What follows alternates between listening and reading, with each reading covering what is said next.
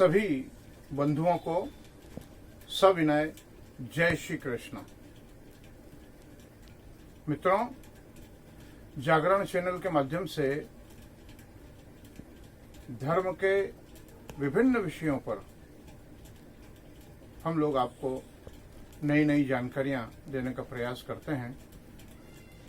ज्योतिष हो, वास्तु हो, व्रत उपवास, त्योहार हो, इत्यादि सभी विषयों पर हमारा प्रयास रहता है कि आप तक छोटी छोटी जानकारियां, जिनके अभाव में हमारे बड़े बड़े कार्य असफल हो जाते हैं, ऐसी छोटी छोटी जानकारियां हम आप लोगों तक पहुंचाएं, ताकि आपका पुरुषार्थ, आपका श्रम व्यर्थ न हो। मित्रों, श्रावण मास नजदीक है। सभी धर्मावलंबी श्रावण मास में भगवान शंकर की उपासना से जुड़ते हैं। भगवान शंकर की उपासना में पूरे महीने कोई व्रत करता है, कोई जप करता है, कोई अभिषेक, कोई दान इत्यादि के द्वारा पुण्य अर्जन में सभी लोग लगे रहते हैं। एक बहुत महत्वपूर्ण बात, अक्सर कहा जाता है कि भाव शुद्ध हो तो सभी प्रकार की शुद्धियां, सभी प्रकार की सिद्धियां मनुष्य के हस्तगत हो जाती है, मनुष्य को प्राप्त हो जाती है। लेकिन एक बहुत विशेष बात ध्यान रखने की कि सिर्फ भाव शुद्धि ही नहीं, क्रिया शुद्धि का भी अपना महत्व है। इसलिए भाव शुद्धि और क्रिया शुद्धि ये दोनों जब होंगी तो निश्चित ही आपका पुरुषार्थ व्यर्थ नहीं जाएगा।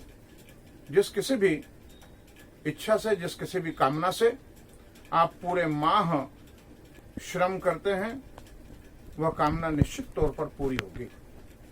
आज का हमारा विषय है शिव निर्माल्य।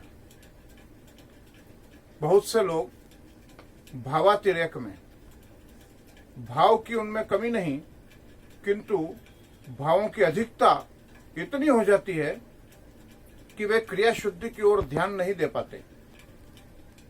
मंदिर में दर्शन करने जाते हैं और वहां पर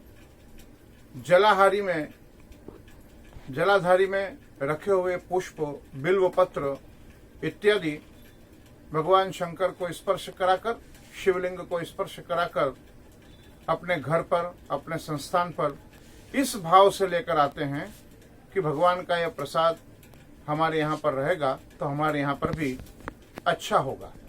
किंतु एक बहुत बड़ी चूक इस क्रिया में होती है कि भगवान शंकर के शिवलिंग के ऊपर स्पर्श किया हुआ अथवा उस जलाधारी में रखा हुआ जो भी द्रव्य है, वह द्रव्य शिव निर्माल्य की श्रेणी में आता है। हम गृहस्थ लोग उस द्रव्य के अधिकारी नहीं। शिव निर्माल्य के प्रभाव से गंधर्वराज पुष्पदंत को भी कुछ समय के लिए कष्ट भोगना पड़ा। उनकी भी सारी शक्तियां लुप्त हो गई। तब उन्हें शिव महिम्न स्तोत्र की रचना करना पड़ी। नित्य शिव पूजन वाले जो बंधु हैं, वे शिव महिम्न स्तोत्र के महत्व से वाकिफ हैं। उन्हें मालूम है कि शिव महिम्न स्तोत्र क्या है और उसका क्या महत्व है। तो ध्यान रखें, भगवान शंकर की जलाधारी में रखी हुई जो भी वस्तु हैं, पत्र, पुष्प, फल, प्रसाद इत्यादि, उसके अधिकारी हम गृहस्थ लोग नहीं हैं। उसके अधिकारी सन्यासी, नाथ, योगी इत्यादि लोग उसका उपभोग कर सकते हैं। यह शास्त्र आदेश है और शिव पुराण में इस संबंध में बहुत विस्तार से वर्णन किया गया है। 12 ज्योतिर्लिंग हो अथवा नर्मदेश्वर लिंग हो, उसे बाणलिंग भी कहा गया है। बाणलिंग अर्थात नर्मदा नदी से प्राप्त जो शिवलिंग हैं, वह बाणलिंग की संज्ञा दी गई है, उसे बाणलिंग कहा गया है।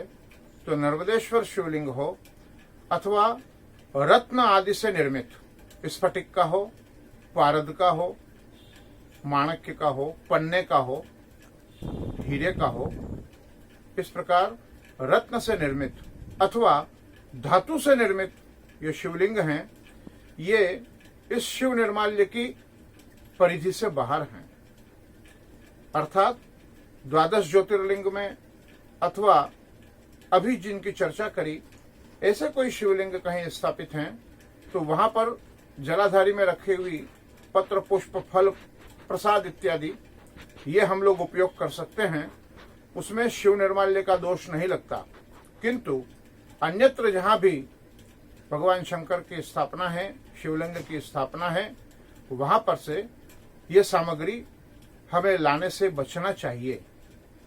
एक विधान और शिव पुराण में बताया है, कदाचित ऐसी सामग्री अगर आ भी जाए तो उसमें से चंड इत्यादि का हिस्सा निकालकर और शालिग्राम भगवान का उस पर स्पर्श कराकर फिर यदि हम उसे उपयोग में लें तो उसमें शिव निर्माल्य का दोष नहीं लगता।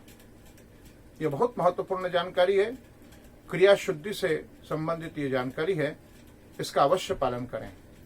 और जब भी सार्वजनिक मंदिर में दर्शन करने जाना हो, सोशल डिस्टेंसिंग का पालन अनिवार्य रूप से करें, मुंह पर मास्क लगाकर जाएं, माथे पर टोपी अथवा ऐसा गमछा बांध कर जाएं। सुरक्षा ही सावधानी है, सावधानी से ही सुरक्षा है और अपनी सुरक्षा हमें स्वयं करना है। इसलिए विशेषज्ञों के द्वारा जो भी सलाह दी जाती है इस महामारी से बचने की, उस सलाह का अनिवार्य रूप से और गंभीरता से हम लोग पालन करें। ओम नमो नारायण।